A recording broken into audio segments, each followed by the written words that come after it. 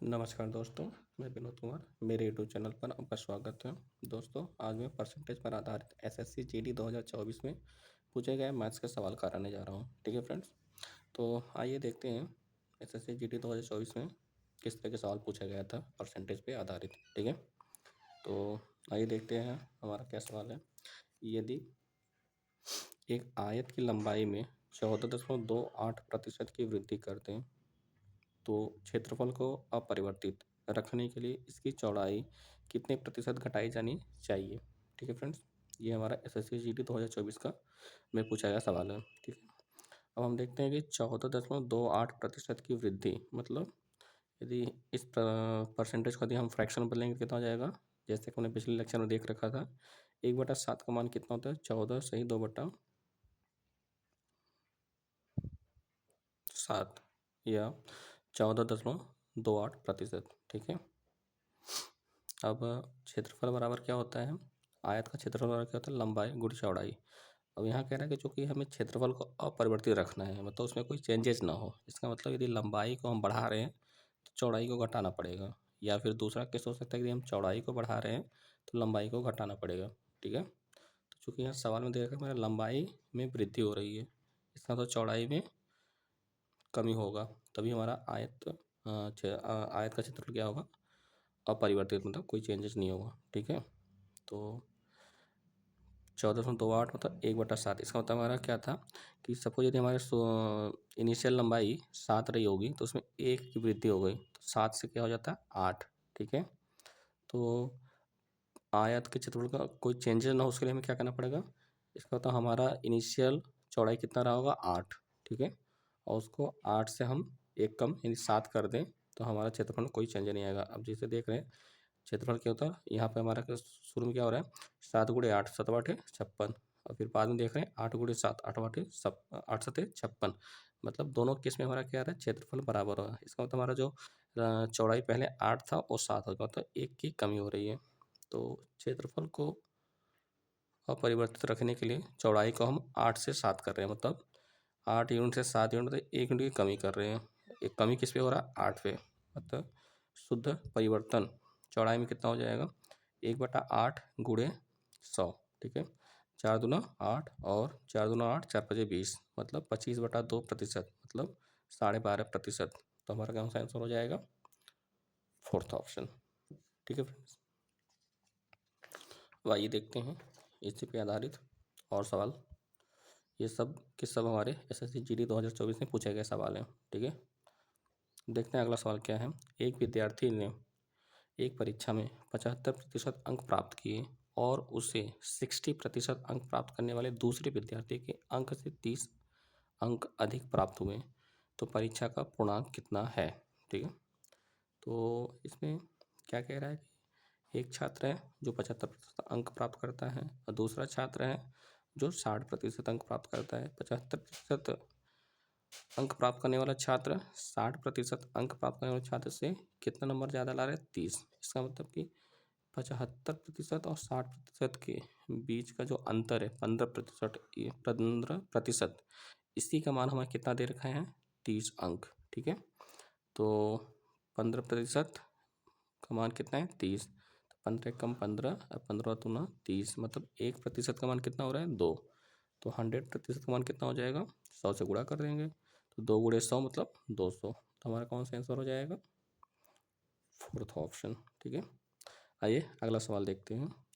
एक परीक्षा में उपस्थित होने वाले विद्यार्थियों की संख्या में से 93% विद्यार्थी उत्तीर्ण हुए और 9,275 विद्यार्थी अनुत्तीर्ण हुए, तो परीक्षा में उपस्थित होने वाले विद्यार्थियों की कुल संख्या कितनी है। ठीक है, मान लेते हैं कि हमारा टोटल छात्र कितने, 100%। ठीक है, 100% में से उत्तीर्ण और अनुत्तीर्ण देख लेते हैं। तो कह रहा है कि 93% विद्यार्थी उत्तीर्ण हुए, मतलब उत्तीर्ण 93, तो अनुत्तीर्ण कितने हो जाएंगे, 100 में से 93 घट जाएगा, कितना बचेगा हमारा, 7%। ठीक है, अब सवाल में दिया हुआ है कि अनुत्तीर्ण छात्र कितने, 9,275, मतलब कि जैसा कि प्रश्न दिया गया है अनुत्तीर्ण विद्यार्थी 9,275। ठीक है, हमारे सवाल के माध्यम से क्या आ रहा है, 7%।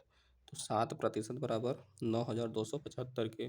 ठीक, तो इसको हम सिंप्लीफाई कर लेते हैं। 7 एकम 7, 1% बराबर 7 एकम 7, 2 बचेगा, 7 त्रिक 21, 1 बचेगा, फिर 7 दूना 14, ठीक है, फिर 3 बचेगा, 7 बचे 35। मतलब यदि हम इसको 7 से काटते हैं तो कितना आ जाएगा हमारा 1325, ठीक है। मतलब 1% का मान कितना होगा 1325। तो 100% का मान कितना हो जाएगा, चूँकि हमसे टोटल विद्यार्थियों की संख्या पूछा जा रहा है, मतलब 100% की वैल्यू पूछी जा रही है। तो 100% बराबर कितना हो जाएगा, इसे हम 100 से गुणा कर देंगे तो कितना हो जाएगा 1,32,500। तो हमारा कौन सा आंसर हो जाएगा 1,32,500, मतलब थर्ड ऑप्शन। ठीक है फ्रेंड्स, आइए अगला सवाल देखते हैं। अगला सवाल क्या है कि किसी संख्या के 20% का 25% 250 के बराबर है, तो उस संख्या का 35% कितना होगा। ठीक है, तो मान लेते हैं कि हमारा वो संख्या क्या है x है। ठीक है, तो प्रश्न के अनुसार क्या हो जाएगा, x का 20% कितना हो जाएगा 20/100 गुणे, फिर से उसका क्या रहा 25%, 25/100 बराबर कितना हो रहा है 250 के, जो कि दे रखा है। अब इसको हम सॉल्व कर लेते हैं। 20 से कम 20, 20 पंजे 100, ठीक है। अब 25 से कम 25 और 25 यहाँ में 250, ठीक। तो अब हमारा क्या हो जाएगा, x बराबर, चूँकि यहाँ 5 है और यहाँ 100 है और यहाँ 10 है, ठीक है। तो इन सब का आपस में क्या होगा मल्टीप्लाई हो जाएगा। तो x बराबर क्या हो जाएगा 5 गुणे 100 गुणे 10, मतलब x का मान क्या हो जाएगा 5000। इसका मतलब हमारा जो संख्या था जिसका हमने 20% उसके बाद 25% निकाले तो 250 के बराबर होता है, वो क्या है हमारा 5000। अब हमसे पूछ रहा है कि इसका 35% कितना होगा। ठीक है, तो अतः उस संख्या का 35% मतलब 5000 का 35% कितना हो जाएगा 5000 गुणे 35/100, ठीक। 2 से 50 गुणे 35, ठीक है। इसको हम सॉल्व कर लेते हैं। 0 का 0 50, 25 और 5 15 2 17, यानी 1750। तो हमारा कौन सा आंसर हो जाएगा फोर्थ ऑप्शन। आइए अगला सवाल देखते हैं। आर एक काम को 90 दिनों में पूरा कर सकता है, तो कुल काम का कितना प्रतिशत काम आर द्वारा 45 दिनों में पूरा किया जा सकता है। ये बहुत ही आसान सवाल है, ठीक है, जो जब ये हमारे एसएससी जीडी 2024 में पूछा गया सवाल है। ठीक है, तो कह रहा है कि चूँकि आर 90 दिनों में 100% काम करता है, तो 45 दिन में कितना काम करेगा, बस उसका आधा हो जाएगा, मतलब 50%। ठीक है, तो कौन सा ऑप्शन हो जाएगा पहला ऑप्शन।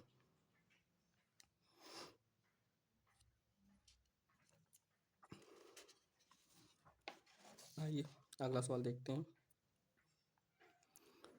एक वृत्त की त्रिज्या में 20% की वृद्धि कर दी जाती है, तो वृत्त के क्षेत्रफल में कितने प्रतिशत की वृद्धि होगी। ठीक है, तो वृत्त का क्षेत्रफल क्या होता है हमें पता है πr²। ठीक है, क्योंकि यहाँ तो पाई कांस्टेंट होता है,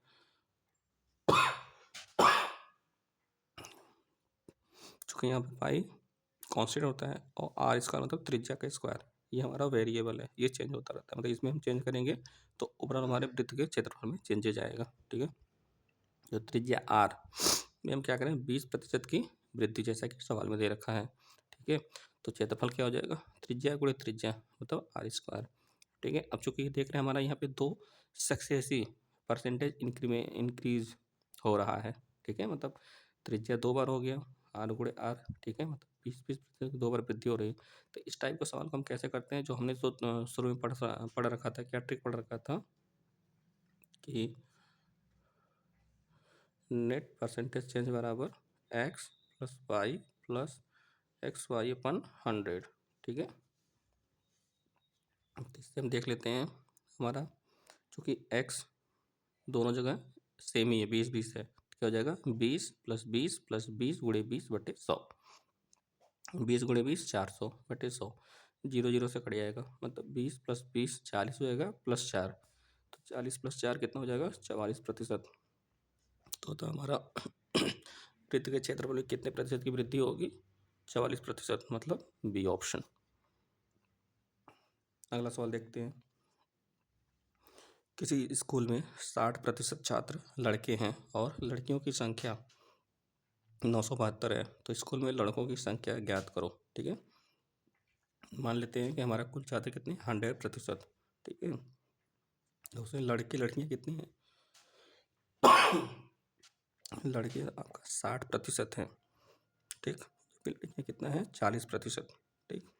चूँकि यदि लड़के 60 हो गए तो बाकी लड़कियाँ 40% लड़कियाँ होंगी। हमको सवाल में दे रखा है लड़कियों की संख्या मतलब 972, मतलब 40% का मान कितना है 972, ठीक। तो इसको हम 2 से भाग लेते हैं, 2 से भाग कर देते हैं, क्या रहेगा 40 का आधा कितना हो जाएगा 20%, और यहाँ 2 से हम भाग करेंगे कितना हो जाएगा 2 चौके 8, 2 8 16, 2 6 12, मतलब 486। 20% का मान 486 है, चूँकि हमको निकालना क्या है 60%। लड़कों का मान निकालना है तो लड़के 60% हैं, तो 20% का मान इतना है तो 60 निकाला तो क्या करेंगे दोनों साइड 3 से गुणा कर देंगे, तो 20 तियाँ 60 और इसमें हम 3 से गुणा कर देंगे तो 486 गुणे 3 कितना हो जाएगा 3 6 18, 3 8 24 1 25, 3 चौके 12 2 14, तो हमारा कौन सा आंसर हो जाएगा 1458, मतलब बी ऑप्शन, ठीक है फ्रेंड्स। तो दोस्तों वीडियो कैसा लगा कमेंट करके ज़रूर बताएं ताकि अगले वीडियो में उसमें सुधार किया जा सके, और हाँ आपका कोई भी डाउट हो तो कमेंट के माध्यम से बताएं। दोस्तों वीडियो को लाइक शेयर एंड चैनल को सब्सक्राइब करके बेल आइकन पर क्लिक करें ताकि कोई भी नोटिफिकेशन हो आप तक सबसे पहले पहुँचे। धन्यवाद।